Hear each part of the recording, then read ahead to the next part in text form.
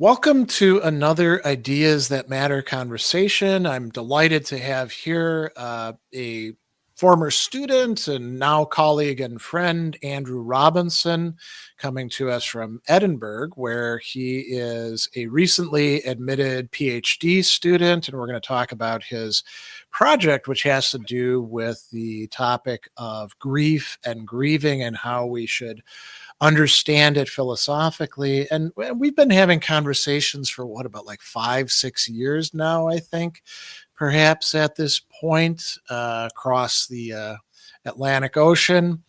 And we've covered a lot of topics in philosophy. So why don't we start out with this? Why grief in particular? It's viewed, I think, by a lot of people as either a sort of niche topic in the philosophy of emotion, or it's something they don't want to think about because they're going to encounter it sooner or later. Your project has some good answers for why we should focus on grief in a philosophical way. So why don't you tell us a bit about the point, the purpose of your project? Well, it's all like grief has always been considered as a emotional disturbance, and there are many in the literature. There's many people who cling to the definition of grief as a profound emotional reaction to severe loss. And when I experienced my own grief, like my grandmother died during COVID, and that really fundamentally rocked my world as it is. And I kept thinking, there's more to this than what the literature says there is. So it's like I felt more than an emotional reaction to the death of my grandmother. And I can contrast that with the death of my mother, who we had an estranged relationship with. And I grieved in the sense that relationship was over, but there was no profound emotional reaction to the death of my mother as compared to the death of my grandmother, who I had much more of a connection with.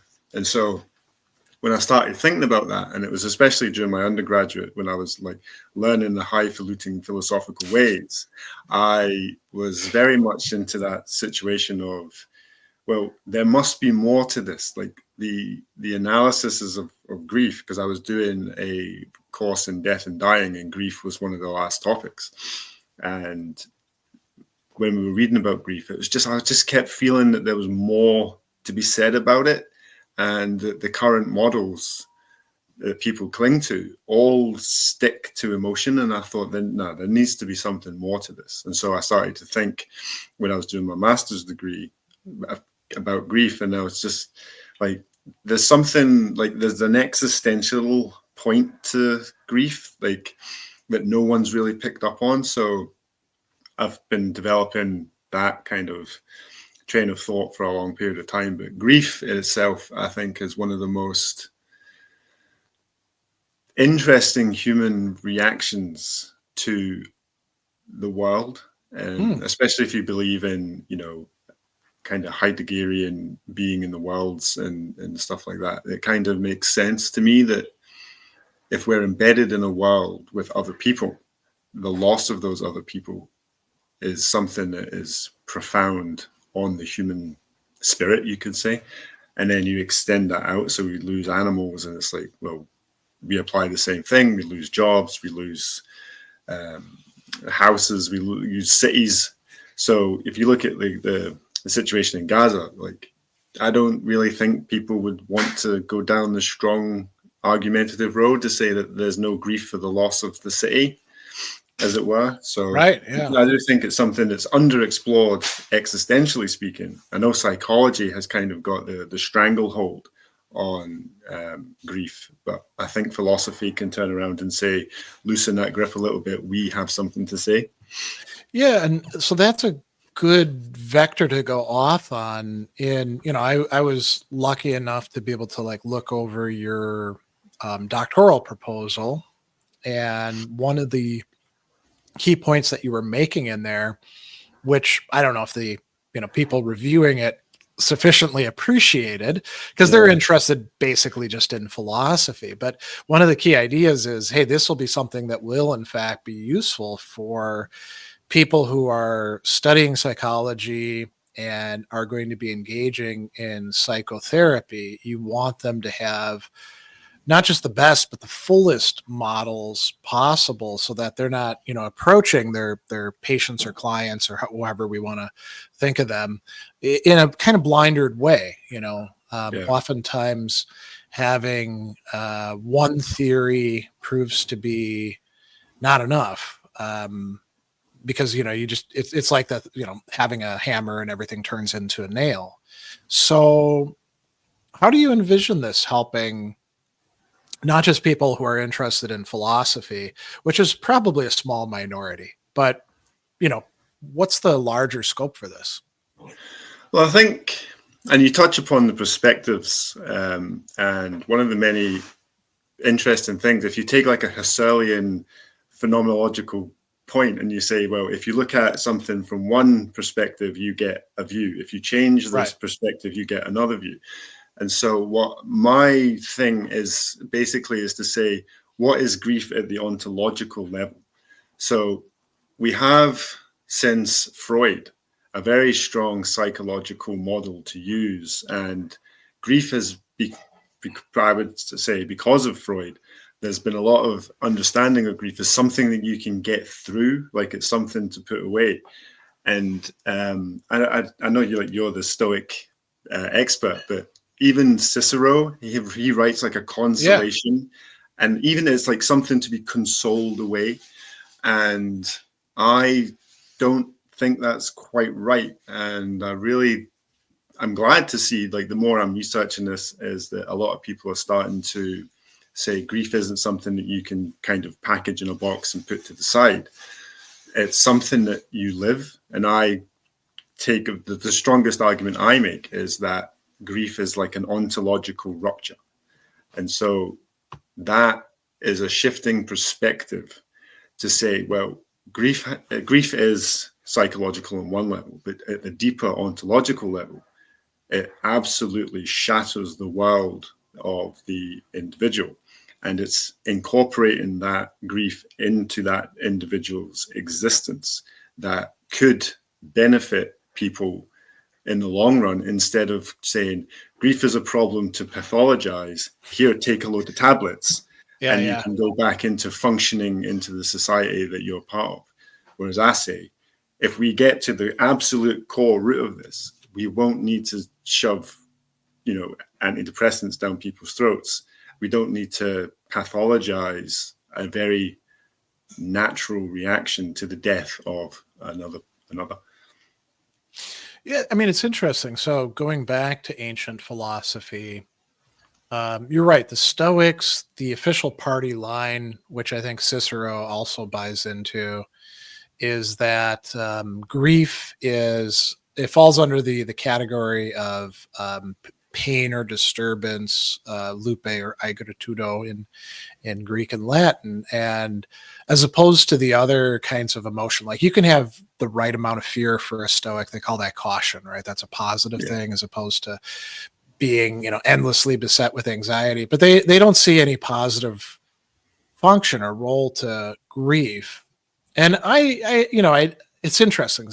I'll say two things. One is that not all the Stoics seem to go completely down that line. I think there's resources in Seneca who often will explain the party line and then say, on the other hand, because he's living an actual life and he's writing to friends who've had, terrible losses. And he's saying things like, well, it would be weird if you didn't cry at all. I just don't want you to be like a hot mess of tears all the time. Or it's not as if you shouldn't grieve, but you don't want to be out of control with your grief. And I kind of go beyond them, and I think I'm much more receptive to what you're saying. I think, and as people who've had losses, I think we're probably better at reflecting on it. Like I think about was the goal with, my parents dying or my best friend or people like that to process it and get past it and now leave it behind and move on to my brilliant, beautiful future? Or is it to reconstitute that shattered world and start living a life in which, yeah, they're gone, and that means something, and it's not to deny the bad parts of that, but it can also be, my feeling something towards my dad who's been gone since I was 11. um, there's something valuable there, I think. Yeah. And oftentimes we're encouraged to, like, well, just put it behind you, like you said, get past it. It's this metaphor and language of, it's something bad. You don't want to carry it with you. So what, you brought up existentialism, and you've mentioned Heidegger already. Um, why existentialism? Why is that helpful as a movement? A really messy, they're not all on the same page movement. Why is that helpful Yeah. for making sense of grief? Well, I think if we look at the kind of stronghold of philosophy, it's analytical philosophy. Now, analytical philosophy is very propositional knowledge based and skepticism based. So they are dealing with problems, and I think it's Lou Marinoff that calls analytical philosophers brains and vats. And they're interested in that. So, part of the blame I would attribute to philosophy's kind of, we're not going to talk about grief anymore, is because of the analytical turn of ordinary language and language philosophy. So when it comes to grief, like, analytical philosophy language breaks down at grief because, you can't give a propositional account of grief. I suppose you could try, but Partly, right? You can express some things, but there's something left out. So, like, grief language is usually like a poem, or it's like a metaphor, or we use similes or analogies, or we use various other methods. We don't use propositions and, rational argument to talk about grief. And lo behold, the analytical philosopher who says, can you put your grief into propositions so I can understand the argument that you're making? That's the last thing you want to hear as a grieving person, is some high-type philosopher being like, no, it's propositional knowledge only. Yeah. So they can, bring that kind of conceptual analysis, which is good, but it doesn't help anybody. And I think the continental philosophers have kind of hidden behind the big four. So you have Heidegger, Sartre, maybe not so Sartre anymore, but definitely Husserl and various other like phenomenology types. And they, for me, like the phenomenologists, they are killing grief, as it were. So in order to investigate the experience, you have to kind of objectify a little bit. And for me, grief, you can't do that with grief. You have to, it's a lived experience. And so I don't want to problematize grief in the way that the analytical philosophers need to problematize things in order to say this is worthy of philosophical reflection. Because I'm very much in debt in my own philosophical thinking to Gabriel Marseille when he says the difference between problems and mysteries. And I think grief is one of those mysteries where you have to incorporate your entire being. Like, you can't kill the lived experience of grief in order to analyze the thing that you're doing. You cannot be as objective in that sense. And so I reached existentialism because they're more about the lived experience. And their methodology as well is a lot better than the bloodless academic type of philosophy that you get. Because like Sartre wrote novels, de Beauvoir wrote novels, Camus wrote novels. Not one of these people was saying, I'm a philosopher. They would say, I'm a writer. And I think that kind of methodology has to come back. And if we look at Japanese philosophy, they put in poetry within their own writings. So you'll have like a line of argument, and then you'll have like a Zen koan poem, or you'll have a haiku.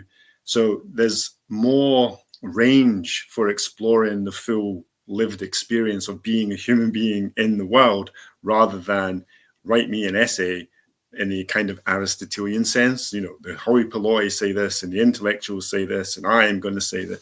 I kind of feel that that's, when it comes to grief, that system isn't quite enough. So we need to do more. And I think existentialism, though the existentialist method is certainly one way to investigate grief as a lived experience that fully, or tries to fully capture what grief is all about for a human being in the world that we live in. You know, something that does come up in ancient philosophy, and you see this sort of reflected in the fact that people did, like you said, write consolations. Cicero wrote one that we've lost, which probably was pretty good, judging by his other work. Seneca wrote a couple letters of consolation. Aristotle, in his Nicomachean Ethics discussion of friendship, one of the things that he says in book 9, which I think a lot of people don't read because they read book 8 and they're like, okay, I got the 3 kinds of friendship shtick down. He says that it's characteristic of friends that they share in each other's joys. Okay, that makes good sense, right? Somebody's having a good time, you're friends with them, you want to have a good time with them, but they share in each other's griefs as well. And there, if I remember right, he actually uses the Greek word for the feeling of grief, pothos. And, you know, you think about like funerals that you and I have been through, and services and all that. And there's a ritualized, often superficial being with other people in the lack of other people. So, you know, you get together, tell some stories, there's a eulogy and all that. But longer term, I've noticed there's a lot of people who get kind of left by the wayside. I mean, when somebody dies, you get a lot of sympathy right away, and then 6 months later, you're supposed to have like left it behind and gotten over it, but you're not. You know, if it's somebody who was close to you, a spouse, brother, sister, another kind of family member, even a beloved pet, it'll take a long time. And I think grieving with other people, you know, that's another thing that you could call it lived experience, but it's a lived experience with at least 2 people living it. As a matter of fact, to go off on a little tangent, I think when people hear that term lived experience, they're often suspicious because they're like, oh, it sounds very subjective. You know, Yeah. everybody's got their own lived experience. Here in the States, sometimes it gets used as a gatekeeping thing. Oh, you haven't had the lived experience, so you can't talk about this thing. But that's not the case, right? I mean, when you're talking about lived experience, you're talking about something that could be shared with somebody. So, you know, somebody has died, you are talking with somebody else who cared about them a year later, and you can say, hey, you don't actually say, let's sit down and remember so and so for a couple of minutes. You just have a conversation and you start talking about it and you start feeling something and you share that feeling with another person, right? Yeah, and you know, if we pick up your Aristotle thing and his, if we narrow down on, say, like friendship, and like friendship is, well, I would say that this is very like, it's friendship creates that. I think it was Aristotle. I mean, it's been a long time since I've read Nicomachean Ethics, but I'm pretty sure that he has this kind of view that a friend is another self. Right. And so that to me says that identity is therefore relational. And so we kind of introduce the kind of social ontology in that aspect of friendship. And I know in my master's degree, I argued for a 3rd category of being, which is being with specific others, which tries to capture, not like if we're in a world being with others in the Heideggerian sense, how do you have friendships?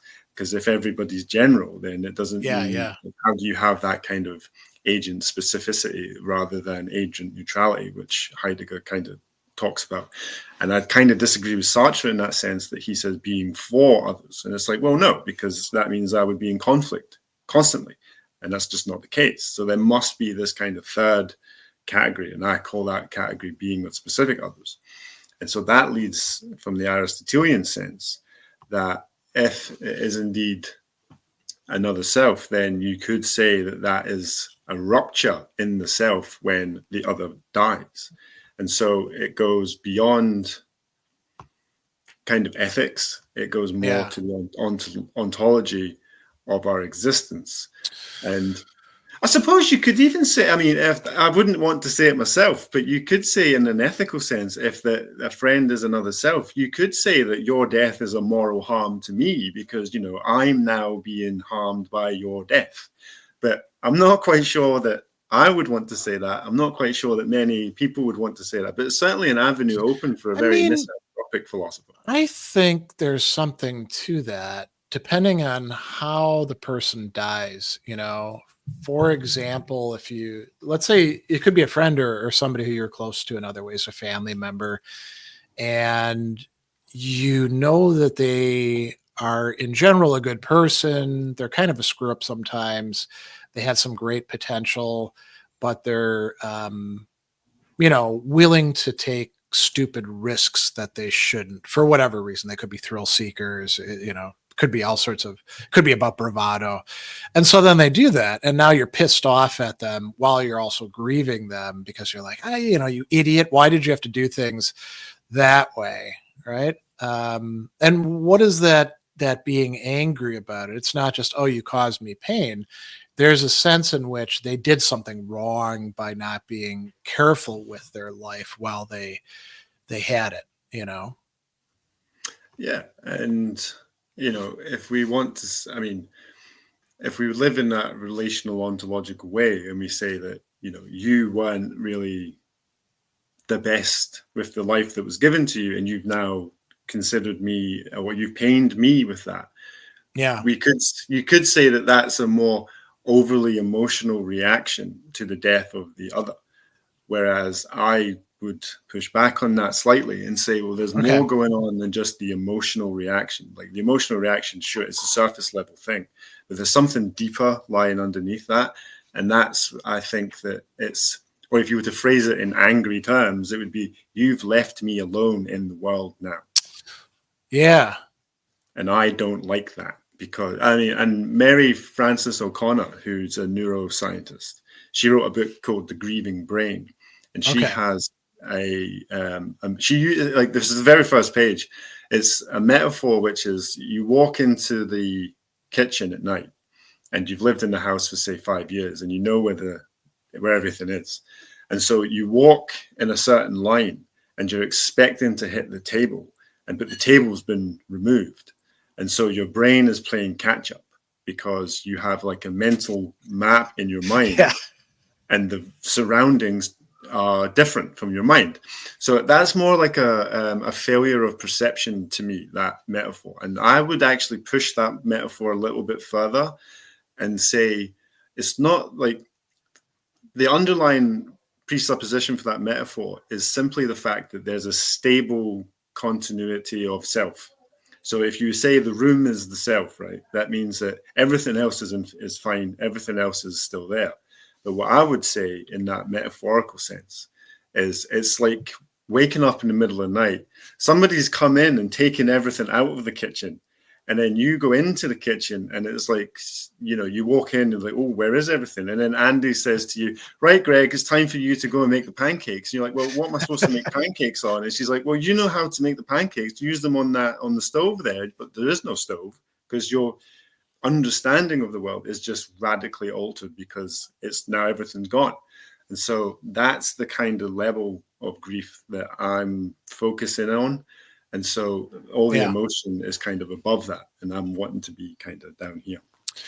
So, two different directions to ask about, to clarify what you're writing about and researching. So one is animals. We've mentioned briefly that you can have grief for losing an animal, somebody that we call a pet or companion. Yeah. But there's, there have been a number of authors who've done work on this. Barbara King has a great book called How Animals Grieve that I want to say came out about 5-6 years ago. and goes through a bunch of different examples and stuff like that, and makes a compelling argument that at least certain animals grieve. I mean, it may not be that a spider grieves, right? But it's pretty clear that like elephants and apes and these things that we consider to be close to us in their brain power do. And we can see this even with the animals that we typically make pets, like dogs or cats, that they go through processes of grief, sometimes across species too. A dog can mourn a cat can mourn a dog.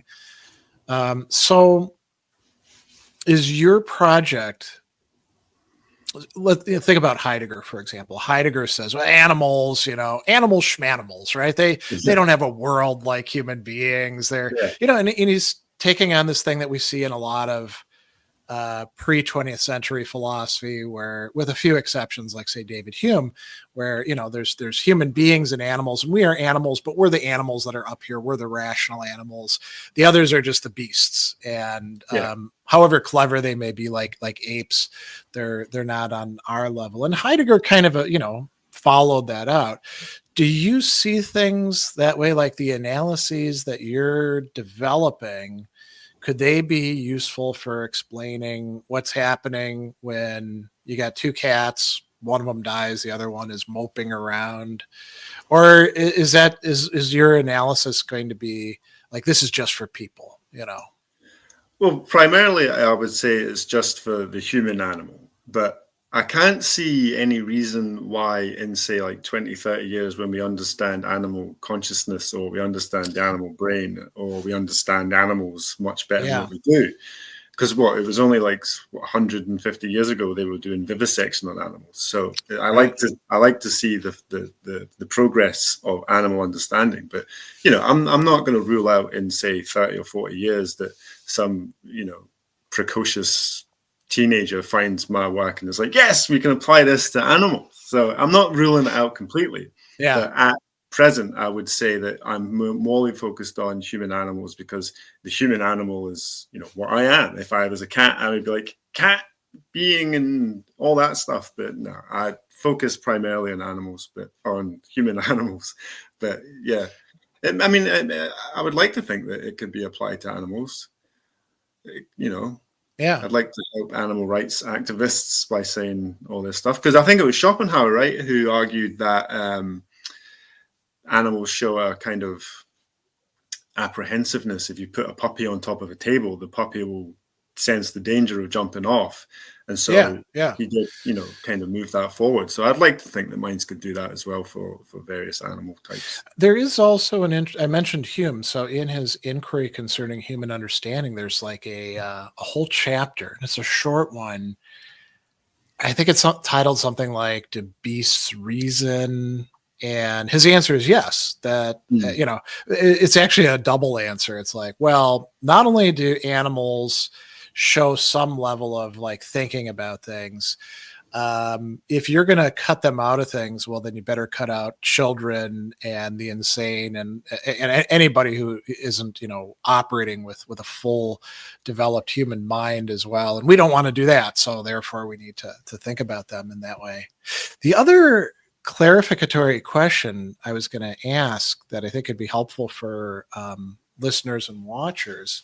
So you've mentioned a couple times that, we're talking about deep grief here, and we could talk, maybe the opposition to that would be, if not non-deep, something like trivial would be at the other example. Like, here's something funny. So I've got some gummy bears here in a little package, and let's say I misplace these, and I'm really, really looking forward to eating these gummy bears, because they are quite good.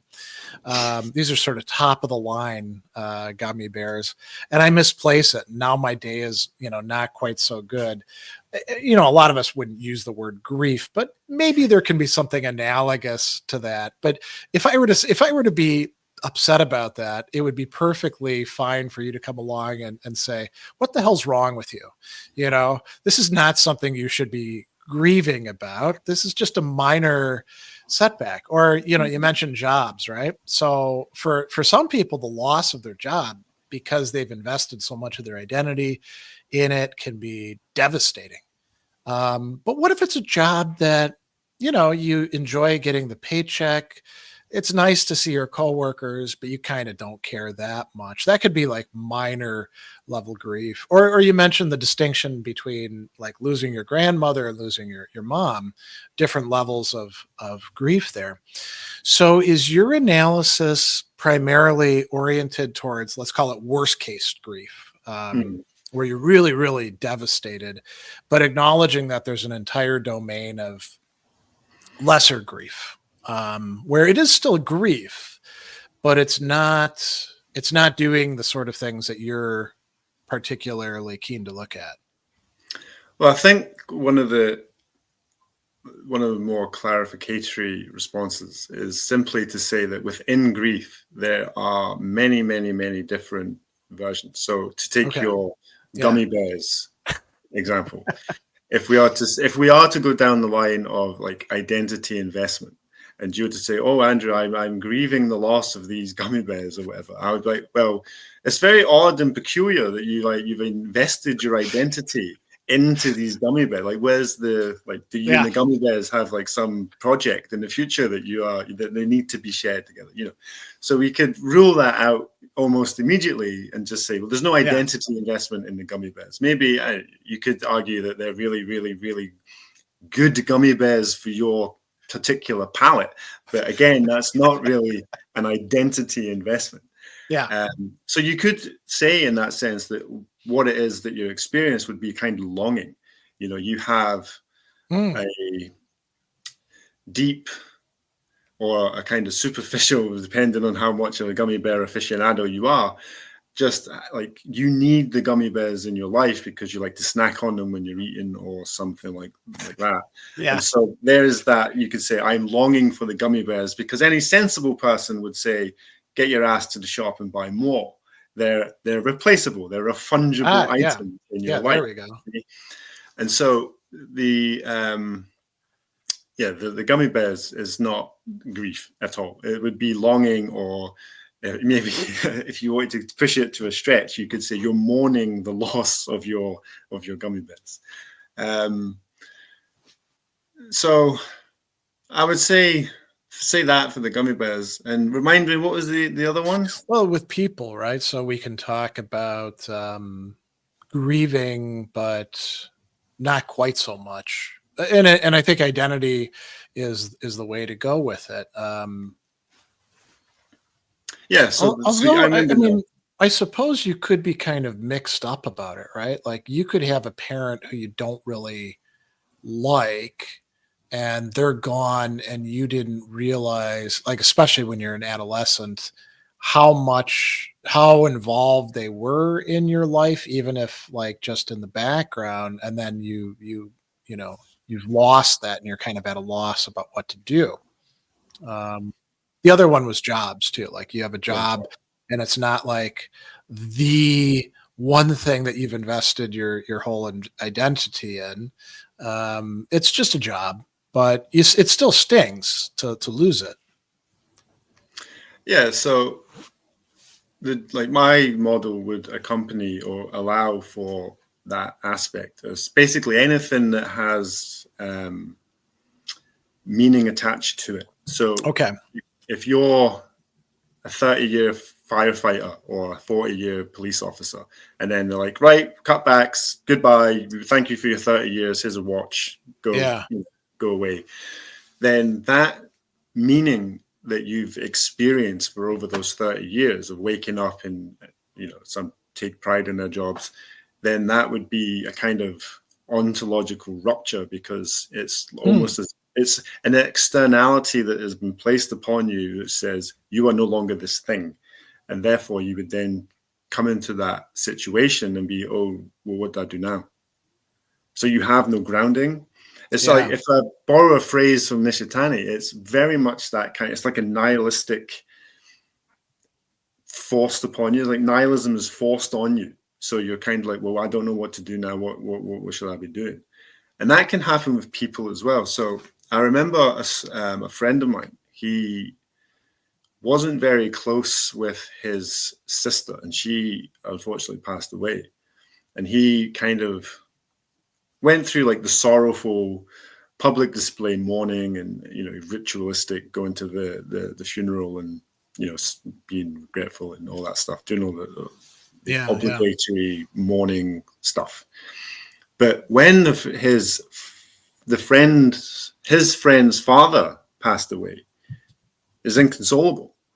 So what was interesting to me, looking back and, you know, using my new philosophical brain, was it's interesting in the sense that the meaning that he got was more from his friend's father, who he had no father-son relationship with, and the relationship he had with his sister. And I am a brother myself, so I know that there's this kind of intimate bond kind of thing going on in close-knit families. Yeah. So that is kind of one further out. But the grief he experienced for the friend's father rather than his own sister was very interesting. And I would put that down to that person was more invested in the identity of my friend. So it wasn't a one-way investment. Yeah. You invest something, usually if we speak in investment terms, we're like, well, what are we getting out of it? And so I don't really like the word investment in that sense, because it kind of looks transactional. It's like, I'm investing in you because I expect something down the line that's going to benefit me. And so I kind of push back on that investment talk. Do you think the talk about identity has a similar kind of risk? When people hear it, they're like, oh, you know, you're grieving because your identity is connected to this person. So you're really like grieving not because of their loss, but the loss to you, you know, where it could be viewed as selfish or egocentric or something like that. Well, and if you believe in a rigid individualism, I would say agree with that. Okay, yeah. I, however, don't agree with that. And I am very much on board with a kind of relational ontology that says that no matter what, you're always in the world with other people. And you're always in a relation no matter what. So nobody just springs forth from the mud. Like, we're not orcs from Lord of the Rings. So we'll always be in that relationship of parent and child. So that's kind of like the foundational relation that we have. And so I can kind of push back on that individualism and say, well, if you accept the relational ontology, then there is no selfishness, because when another person dies, if that person fits the kind of specificity of my category of being with specific others, which is, you know, you are friends with some people, or you're more acquainted with some people rather than others, and that's an active choice that you make, then their non-being creates what I'm going to call being in the midst of non-being. And that is basically to say that the dynamic, evolving engagement with that absence of the deceased is a process that kind of reconfigures the world as a whole. It's not just, this is a thing that's it's affecting me. It's actually a thing that's affecting your entire world.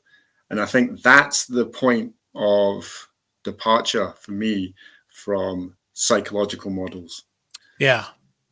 You know, do we still, at least with some of the people that have, you know, passed away and that we've lost, we can't have their presence to us as beings because they're gone, but do we still maintain some kind of relations with them? And I'm thinking about something that happened, boy, it's more than 25 years ago now at this point, when my mother died.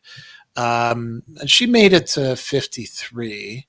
You know, she had a house and possessions, and we had to go through them. And among them, one of the things that I found was a brown paper bag, and it had all of these envelopes with notes inside that my dad had written to her when they were at different colleges. He was at University of Wisconsin Madison. She was in DePaul in Chicago, and they were dating.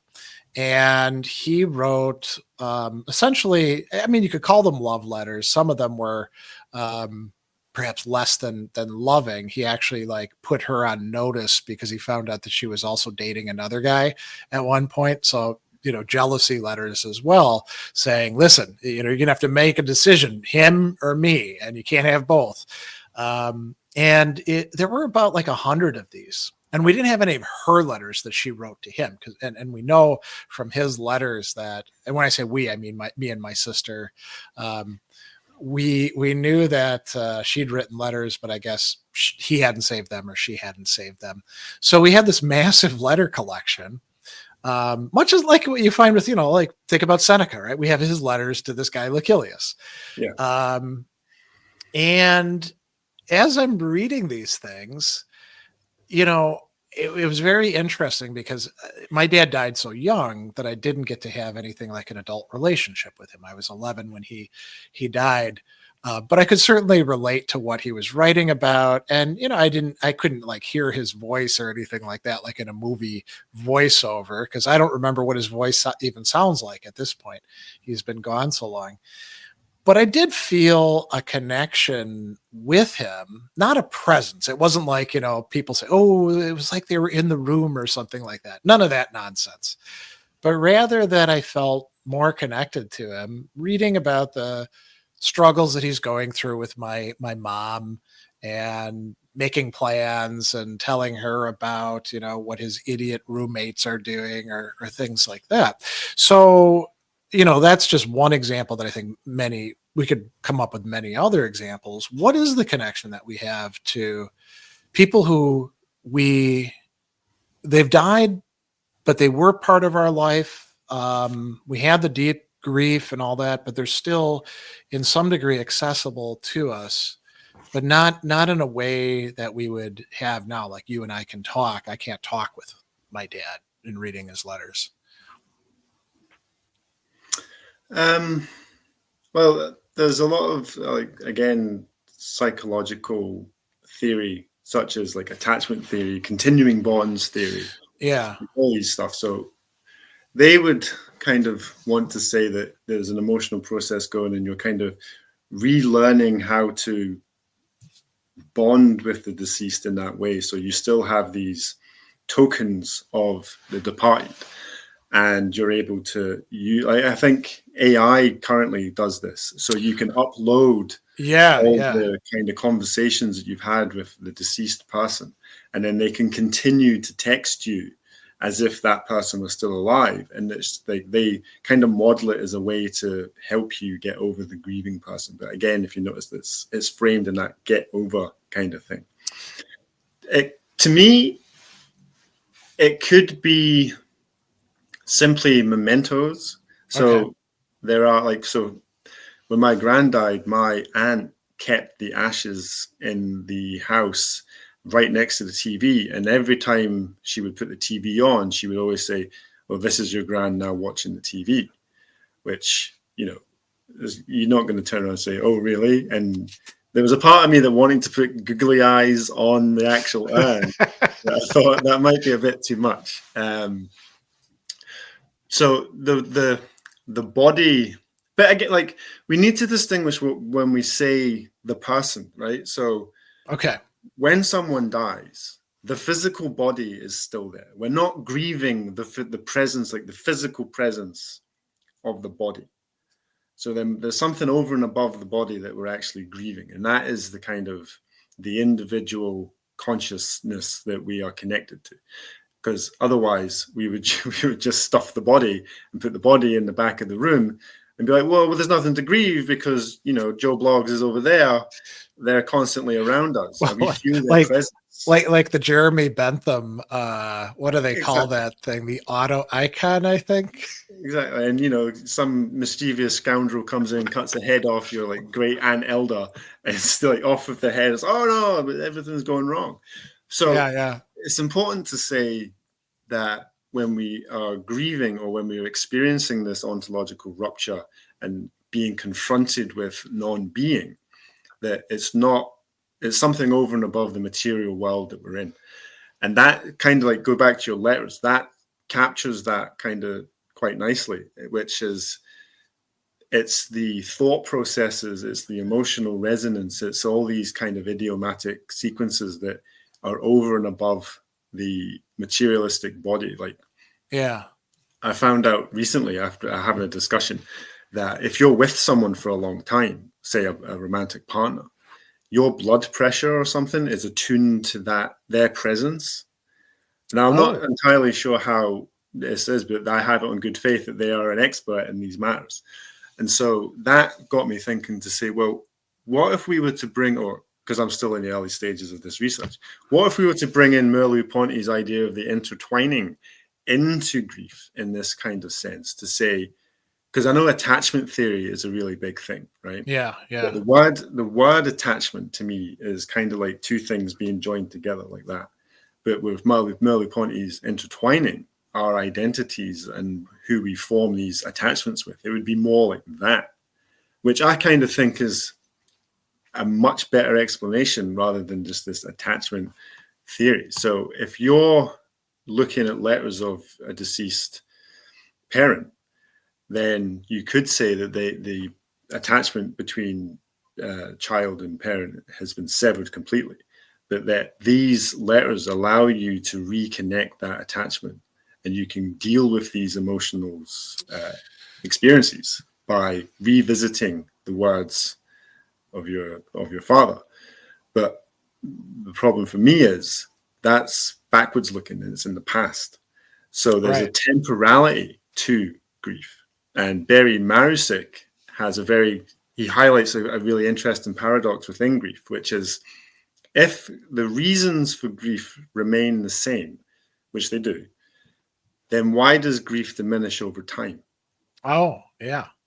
And that to me is a very interesting paradox that he identifies. And he then goes on to explain like the death of his mother. And he says, like, the reasons for my grief was the death of my mother. That has never changed. But yet, after so many years, the grief that I feel is diminished almost to the point of being non-existent. And so when I read his work on the paradox, or that paradox of grief, I actually developed what I call background grief. Okay. And it's the sense that we have in our life, and I think the Stoics came up with this, the concentric rings of people, and it's like family, self-family, further out it goes. So if his mother was in a different country and all that stuff, and in his book, he says, I found out my mother died. It affected me, but it didn't affect me in a way that I could still go to work and do things. And I was thinking, that's because she wasn't really that active in your life. If you're going to tell me that... I mean, there are people who have very serious grief, but then they muddle through, right? They still go to work, but they're not, they're not doing well at work.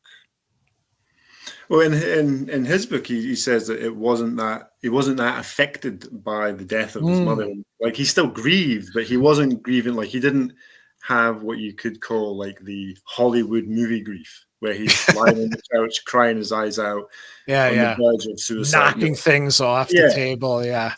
So it was done, and I kept thinking to myself, if you lost your wife in the same way, would that grief manifest itself the same way as your mother? And that's when I was like, well, no, because she's active every day. So, for example, if Andy was to die tomorrow, or you would be grieving and you'd be devastated, right? Mm-hmm. Well, you would like to think so. And if, like, I don't know, Joel Smith, who you knew for 20 years, that you've never spoken to much, and you speak to like once every 2 years, would you have the same level of grief? And to me, I don't think that it's possible to have the same. I mean, level. If you did, you'd want to ask, well, what the hell is going on there, right? Yeah. What's the person's mindset? I mean, either you're saying in a situation like that, you're not grieving your wife enough, because you're giving her like the same thing as you're giving Joe Blow over here, right? or you're saying your reaction to him is excessive. Yeah, and it kind of leads to that adjustment over time, and that's the other part of the paradox for Berry's view, is that our rational reasons are the same, death of X, but yet death of X kind of goes down the line a bit. Well, is it that you still have the same reason, the same motivation lurking in the background, but now other things have come in to take the place of what's missing, and so by contrast, those reasons we could say get muted, or they don't have as much sway over us. Yeah, I mean, that's one way to go down. Like, what's the best way to keep yourself busy, and that's to do something physical. Mm-hmm. So, if you're feeling sad, or you're feeling angry, or you're feeling something, what's the one thing they say? Go build something, or go hit something, or go do something. Like, keep the body active, shut the mind down. I know the English have a saying, which is strong in arm, thick in head. So if you're going too much into like the reasons, just go out and do something. Go for a run or something. I don't know, when I'm working, because I walk around quite a lot, like there's very little thinking time because you're active so much. And so when you're doing things like that, you're kind of pushing that thought process, that natural feeling that you get, you're pushing it to the side to say, no, I'll just keep busy. I'll keep busy. I think a good example would be COVID. So when COVID came in and everybody was housebound, well, I don't know about America because, you lot are quite crazy. It was state by state and city by city, you could say. Yeah. So here in the UK, what a lot of people started doing was they started to climb the mountains that are around us. They started going for long, long walks. And that's a way to become physical in a way that denies your actual reality, in a sense. Mm-hmm. So you're stuck in the house, you can't do much. You're getting paid peanuts because you're not working. You're having to deal with your partner who you actually hate because you're at work for 40 hours a week, and now you're stuck with your partner and you're like, oh no, I don't want to be near you. So what's the best thing you do? You go be active, you go outside and you climb a mountain. So you're forcing these kind of thoughts out of your head by doing things. And I think this sense of doing stuff is quite an important therapeutic model for the short term. It's not a long-term thing. And I think what philosophy can offer a grief model or or buttress a psychological therapy is to say, there's doing things, but doing things need to have meaning, because if our life is fundamentally about meaning, the meaning giver has died. So that meaning giver is now no longer here. So what is it that the existent person can do in a world with no meaning giver? And this is, I actually disagree with quite a few people when they say, just replace the person, right? It's like, oh, my best friend Joe has died. Well, just get a new best friend.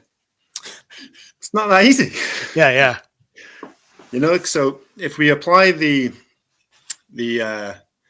medieval philosophy term hikeity to our relational ontology, what we have then is we have everybody's really important in our lives. And when they are no longer here, how do we continue to live in a world without that person?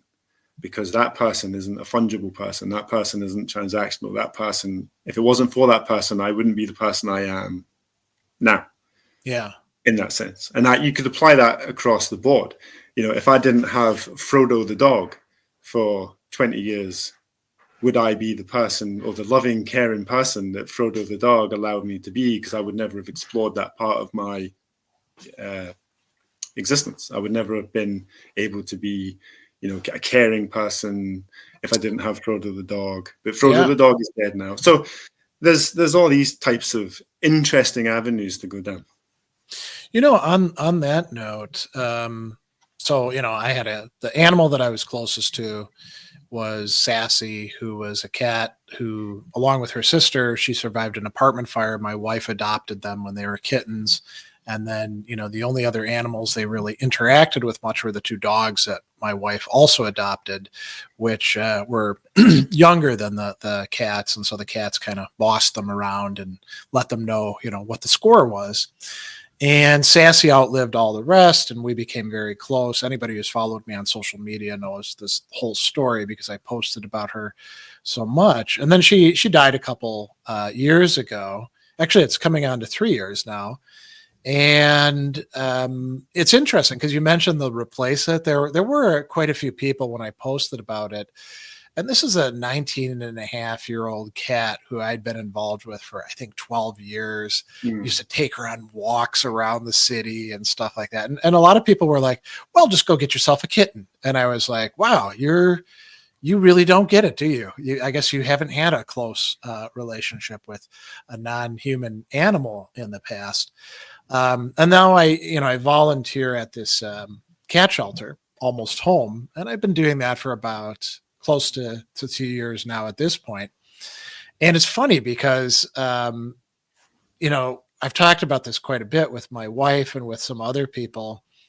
And, I'll come home and I have to change my shirt because my wife she's become more allergic to cats, and it'll be covered with cat hair after working at the shelter. And I remember a conversation the other day where I was like, I think if Sassy were still around, she'd be really pissed with me coming home smelling like all these other cats because she didn't like the other cats. And then Andy pointed out that, well, I think she'd actually be cool with it in a certain way if she was able to attain some sort of perspective. This is a way of you doing things for these other cats who are, every relationship with those cats is completely temporary. They're there at the shelter to be adopted. None of them are going to stay as residents, and you give them love and care and attention, and they're going to go on to somebody else. And so Andy was saying, I think Sassy would be happy with you or proud of you. And I was like, I don't know. Maybe she would, maybe she wouldn't. It's hard to say. I'm not sure we can even ascribe pride in a person to a cat. That probably doesn't work. But it's kind of an interesting idea. So you can be connected. Let's put it into people. You can have a really important connection to people, and then they die. Can you continue that, not that relationship with that person, but that sort of activity with somebody new, and it be valuable? Is that a way to deal with I won't say the grieving, but the lack that's left behind, the value that's missing? I mean, I wouldn't say so here's one that wouldn't work with that. You lose your spouse that you've loved for 20 years, and you've had a great intellectual connection, and you were also very amorous with them, and you're like, oh well, I'll just get on Tinder, find somebody who's smart, and screw them. That's definitely not going to be an adequate replacement, right? Even if they happen to be brilliant and beautiful and stuff like that, right? But it does seem like there's some areas where we could be like, well, I'm going to continue on doing the kind of relationship that I had with the person who's lost, but now with somebody new, and you're not replacing them as such. It would be wrong to replace them, right? To think I'm just going to get a new model. But that could be a way forward for quite a few people without leaving the other person behind, right? In a sense, but then I would suggest to the person who's experiencing that, are you grieving the person or are you grieving the relationship? Okay. So in that sense, I think it was Plato that came up with this idea that, in the Symposium, if you love A for reason X, it's actually reason X that you're in love with. Yeah. And so I would say that in those situations, not that you should, if you lose your best friend or something, you should never have a best friend ever again, because that's a relationship that is now deceased with the deceased, as it were.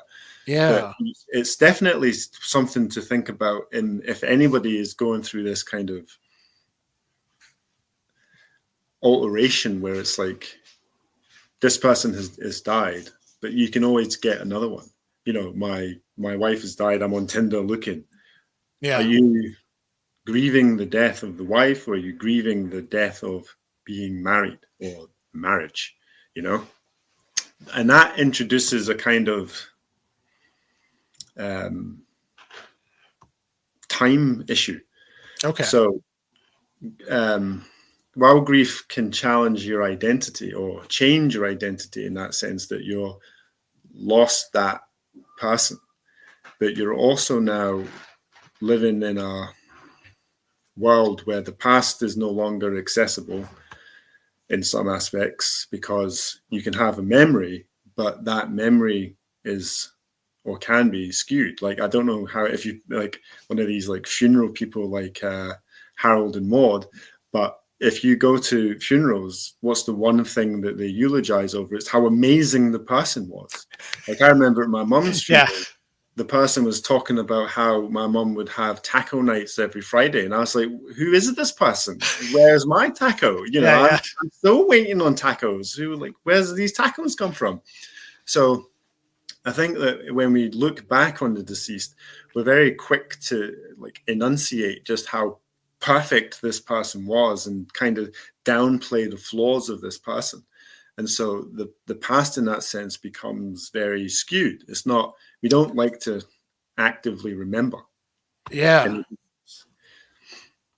I mean, does that constitute then an impediment to actually being connected to that person? If you have to memorialize them in a false way, you know, never speak ill of the dead, they say, right? But, you know, unless we're perfect people, there's plenty of ill to speak of us. And maybe it's better to be honest and still remain connected to that person by way of doing that, you know?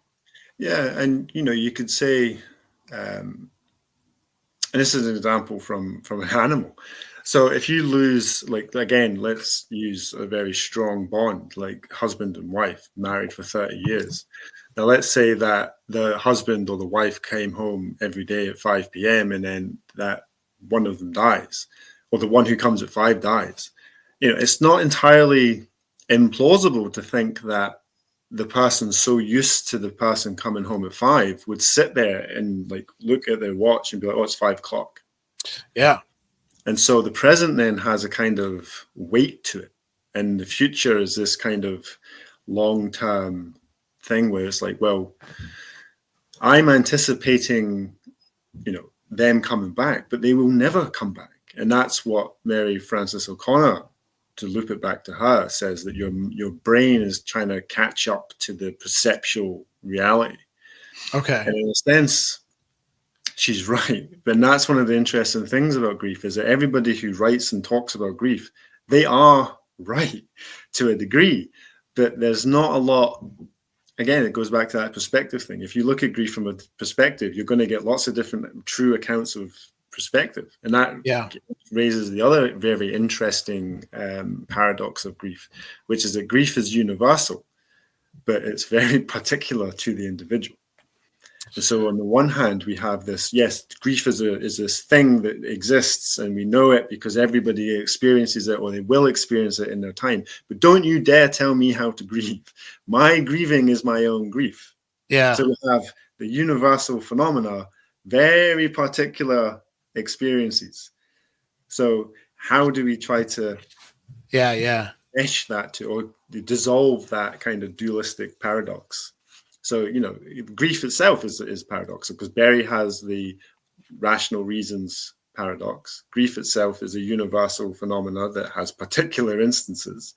So, you know, how do we solve that? And then there's the kind of axiological or the ethical one, which Michael Cholby brings up in his Grief, a Philosophical Study, which is that grief brings on this pain and suffering, but at the same time, it allows you to have self-knowledge. So you ought to grieve, or you ought to experience grief. So something that's bad in itself gives you something good.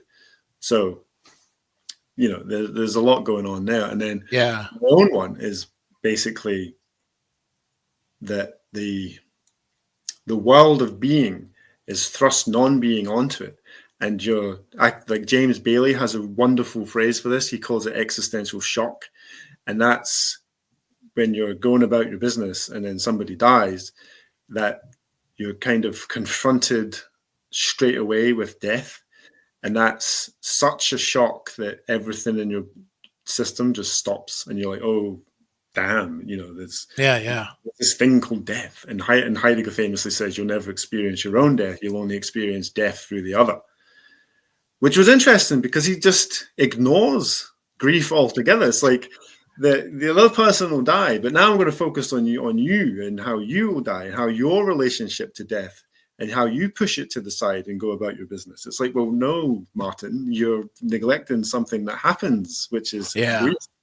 And so grief in that sense is, again, it's very underrated. And I fail to see why philosophers haven't been more attuned to it in the past. It's nice to see that they're focusing on it again today, but it still needs a lot of investigation from the philosophical body. Yeah, I think that's right. And I think there's lots and lots of other puzzles that come up.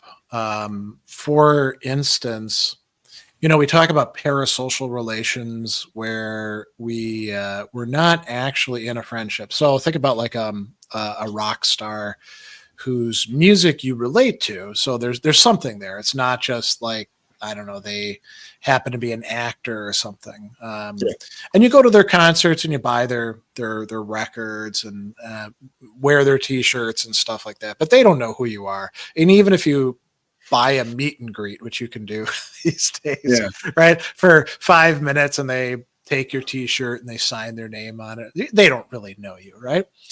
And yet you can actually feel, I won't say it's just akin to grief, I'll say it's grief in reading about them dying, somebody who you never met, but there's something about them that you appreciate. It doesn't, unless your world is really, really centered around this parasocial relationship with a celebrity, it shouldn't be the shock that like totally disrupts your life. Although I think there's probably some people, obsessed with celebrities for whom that could be the case, right? But even for those of us that we'll say are fairly well grounded and think about our lives and have made some decent decisions, so, like when Lemmy from Motorhead died, I was quite sad. I was very sad to find out that Ronnie James Dio had died earlier than that. And I'm not going to like I didn't go to their funerals or anything along those lines, but what's going on with that, given these models of grief?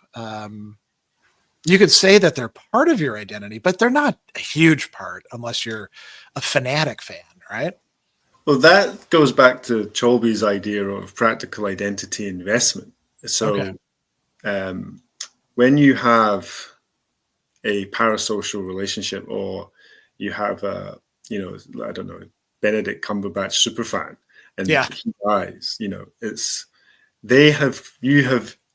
he would say that you've invested your identity to the degree that them no longer being here, you're kind of like, oh no, my investment isn't going to pay off, right? So I like the phrase meaning giver. So we both, appreciate the same types of music. So when James Hetfield eventually snuffs it, and anyone doesn't know, that's the lead singer of Metallica. When he goes, I'm going to be upset that he's gone, because Metallica, the band, and him specifically have been like a big part of my youth growing up. Like the thrash metal scene, and they then moved into the very underrated St. Anger album, which I'm going to plug at all costs because it's a very underrated album that's really good. So he doesn't know me.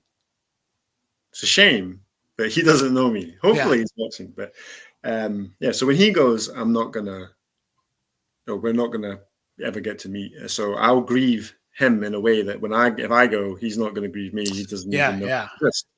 So he gives meaning to me. I don't give meaning to him.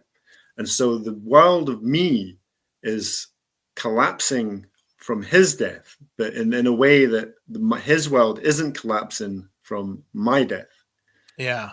because he has put that meaning into my world. So I can sing his songs. I understand him when he's singing about, his politics, his relationships, things like that. So I'm getting the kind of access to his inner workings, like when a poet spills their heart onto the page, we can say, yes, this poet is touching me specifically with their wonderful words, and Yeah. I am now a fan of Wordsworth, or I'm now a fan of Byron. And I think I actually wrote about this as the death. Do we grieve fictional entities? Which I say we can. Right. Yeah. And I always remember as a child watching the wonderful movie Free Willy. And it was the bit when the whale jumps over and the little boy is like, whoa, Willie, the big famous scene at the end. And my sister was crying her eyes out at that scene. And of course, back then it was when a little girl's crying her eyes out and people are, oh, look at you crying, ah, ha, ha, ha. But when we look back at it, we can say, well, why was she so upset? Like, what was so sad about that moment? And it's very much that she had created a kind of micro world where the whale's troubles and the whale's plight and where the fact that the whale was being abused by the staff, that she was overcome with emotion and overcome with joy that the whale managed to jump over the wall, that she had no other option but to say, yes, this creature is going to continue to live. And in that living gives me this kind of rapturous joy where my world is now bigger and better because I know that this whale is, out there gallivanting in the open water. Yeah. And so in the same way, when we experience the death of Ronnie James Dio, that's almost reversed. It's like the world of meaning with him in it, and all the joy he brought me from his music and his singing. And I got to see him live and he was, gyrating in his tight leather pants. And I was like, yes, Ronnie James Dio is the man. That is now gone forever. You're never going to experience that again. You're never going to hear what Ronnie James Dio has to say at 95 years old, singing like Johnny Cash when he was older, releasing songs, or Ozzy Osbourne, who's still continuing. So it's kind of like, well, what would Ronnie James Dio sing if he was Ozzy Osbourne's age? Or what would he produce if he, was divorced and lost all of his money? I'm never going to experience any of this. That's gone completely. So the meaning giver being gone has now radically altered the world that I'm in, and the meaning that I give to this world is gone because that person is gone. In that sense. With the fictional character thing, so there are certain novels or philosophical texts that every time I read them, I know what's coming up because I've read them before. And I even know that like previous readings, I wound up, like weepy reading them. So I've got like a preview, right? But it still hits me every time. Every time I read the Phaedo and Socrates dies, I wind up in tears. Every time that I read the Plague and we get to the end and Taru dies, I'm in tears. And I can think of other works of literature that do that for me as well. Now it doesn't, I don't spend the whole week grieving Socrates. Right. That'd be really weird if I did, but it is still like a little lapse into it. Right. And it's weird because he's been Socrates. Let's say he did die the way the Phaedo depicts him. Right. We don't really know because we only have Plato's word for it. So he's not a fictional character in the fact that like he never lived or anything like that. But we don't know if this is a real representation of what it was like for him to die. How does that affect us so much? What's actually going on there? I mean, people do this not just with literature, but characters on TV. When Jon Snow died in Game of Thrones, before Game of Thrones went completely downhill, lots and lots of people were really, really upset and mopey for quite a while. So how, what's actually happening with that, do you think? Well, it's very interesting that and I would say that most people who read Phaedo, when it comes to Socrates drinking the hemlock, Plato has spun a wonderful narrative where you can't help but be like, wow, this is so impactful. Yeah. The only issue I have of that is when is it Simmias and I forget Kebis. When they start to try, he's like, no, we got rid of the women. There's no need for you to grieve. So like, when that's my only problem with that entire passage, is just like, no, don't grieve. The women have gone. It's just like, yes, okay.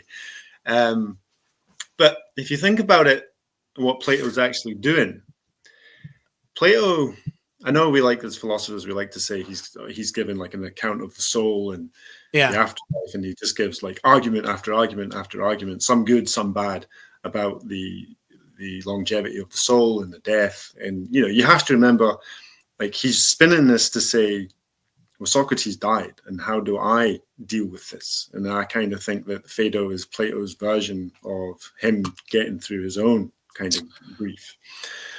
And as human beings, I find that we are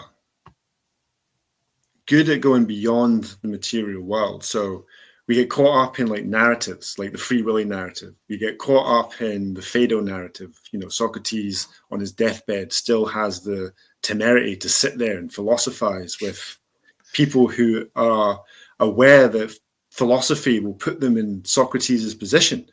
Athens had an inquest against the philosophical way of life, and people are like, shit, is this something I want to do? Because I don't want to die. I don't want to be in here with you. I don't want to give my life to philosophy. So Socrates has to like say, well, I'm going to die for it, and I'm still doing philosophy. What if you kind of, don't give up?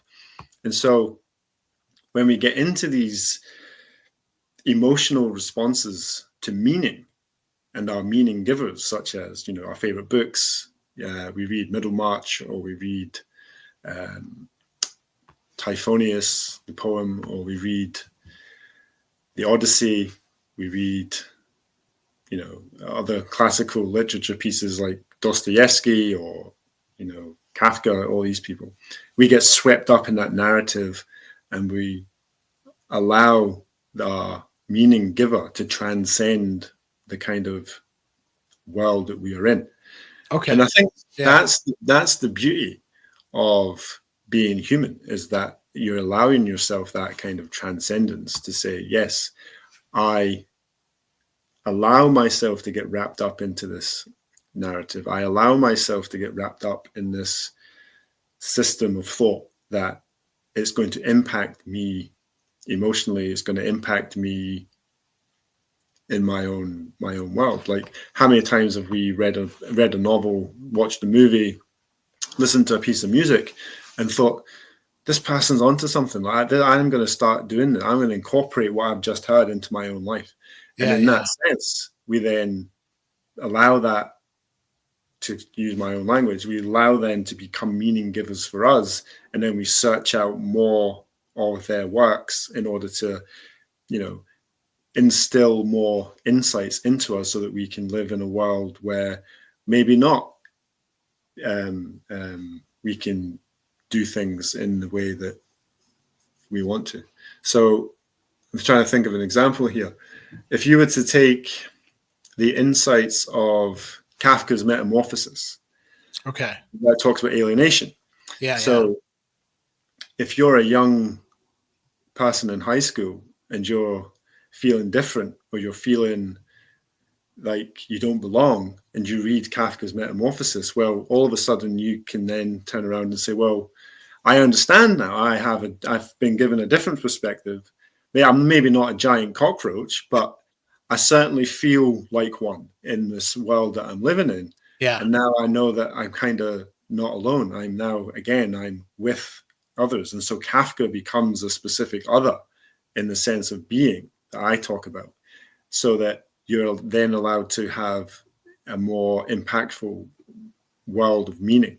And Kafka himself becomes a meaning giver.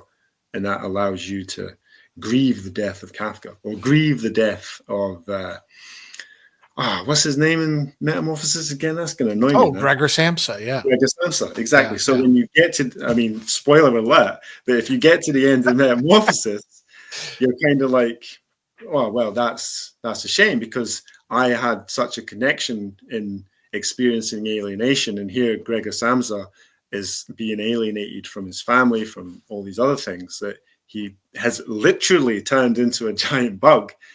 Then, it's allowing us to grieve in that sense. That situation.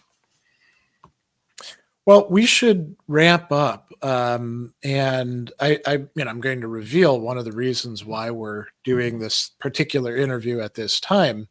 It's a very interesting project. Is we're going to ask viewers for some money, and the reason why we're doing that is because enrollment in the University of Edinburgh costs money, and there aren't an awful lot of financial resources available. And I think that your project is really quite on point. You're certainly the person to do it. We've had a lot of conversations about this in the past, and hopefully, people watching this have some sense of what you're doing and why your project is worth funding. We live in a world where these sorts of things aren't equitably distributed, we might say, right? So what do you want to say about that? Is there anything that you want to say by way of appeal, or?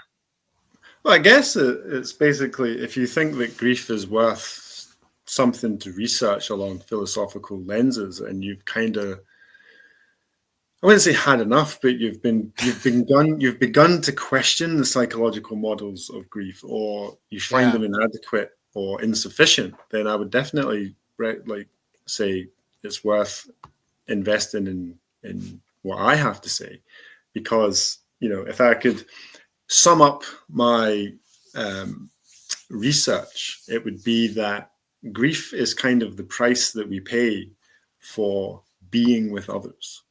And it's the deeper existential connections that we create with people that cause this ontological rupture.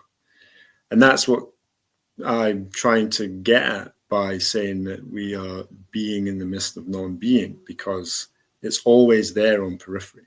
And so learning to exist in a world that has been permanently altered by an absence, I think, is worth developing, worth figuring out if it's right, and then using it to challenge existing psychological models that pathologize grief, or use it as kind of just get rid of it and then go back to work 3 days later. Whereas what I want to say is, well, no, it's an identity problem. You have very much a before and after grief, and the existential shock and the groundlessness or the emptiness of grief is not something that you can just push to the side, or you can just get over, or take a tablet to make it go away.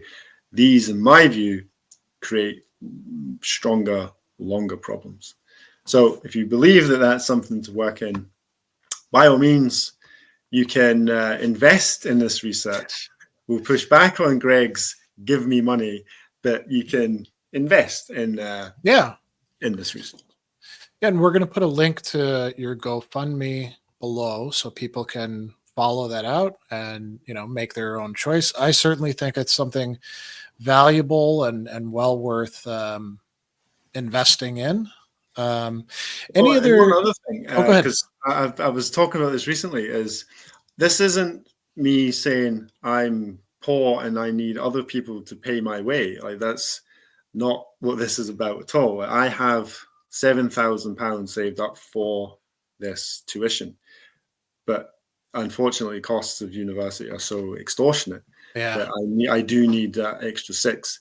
And so it's very much a case of that is how it's going to be until I get where I need to be. So there will be proof provided if I get there. I'm going to take a screenshot of me paying it. Hopefully I'll be given a peace sign with the old finance person who's sitting there grumpy, like, give me your money. And I was just like, see, it's all paid for. So there will be getting something out of it. And also, if you don't like giving money for free, like giving me it and then being like, I don't want it, I need something. I also have a apparel shop for my publication, which is for the Existential Pulse. So if you want like a coffee mug or a hoodie or a t-shirt with the Existential Pulse logo, then you can by all means go there. Just search on Substack for that and you'll be able to find it, because I do post it regularly. Nobody seems to want my cool apparel apart from me. And not to worry. Not yet, right? Well, not yet. But my face won't be on the t-shirt, so you're in luck. Well, is there anything else that you want to say before we finish up? I think that obviously being at the start of a kind of PhD research thing, that a lot of these ideas that I'm having are still in their embryonic stages, and it is going to take a while for me to get the fully developed, mature philosophical view of what I'm putting out there. So I know where I want to go. It's very much in that case of trying to get there. And then the joys of philosophy is that you can see where you can go and where you can't go, where leads to problems, where doesn't lead to problems, and all that stuff. So it's very much if you find me unconvincing now, then I'm coming for you in 3 years' time, and I'll say, read this, and then you'll be like, I'm convinced. So yeah, so the joy of philosophy is very much figuring out where you can go as opposed to where you want to go. Contra Aquinas, who knew where he wanted to go and argued to get there. Whereas I kind of know where I want to go, but I will follow the arguments to where they lead. And then even if I'm wrong, at least we know that I'm wrong. You see? And why, right? And why I'm wrong. Why hopelessly wrong even. But so it's if you enjoy philosophical discovery, I would say that if I tip my hat at myself, I would say that my own philosophical methodology is very much down that. If it's wrong, I'll say I'm wrong. If I'm right, then I'll say I'm right. And as my favorite movie once said, it's good to know that I'm right 60% of the time, every time. Well, thanks so much for coming on, and a long overdue conversation, but also a timely one, I would say, as well. And, grief isn't going away anytime soon. Death isn't either. So thanks very much, Andrew, for the conversation. Well, you're very welcome. It's very enjoyable. It's nice to get these ideas out there and try to get people on board with understanding grief, because we need to understand it better. Yeah, and maybe we'll get some good comments as a result that could be thought-provoking as well, Yeah, I'm expecting ad hominem attacks.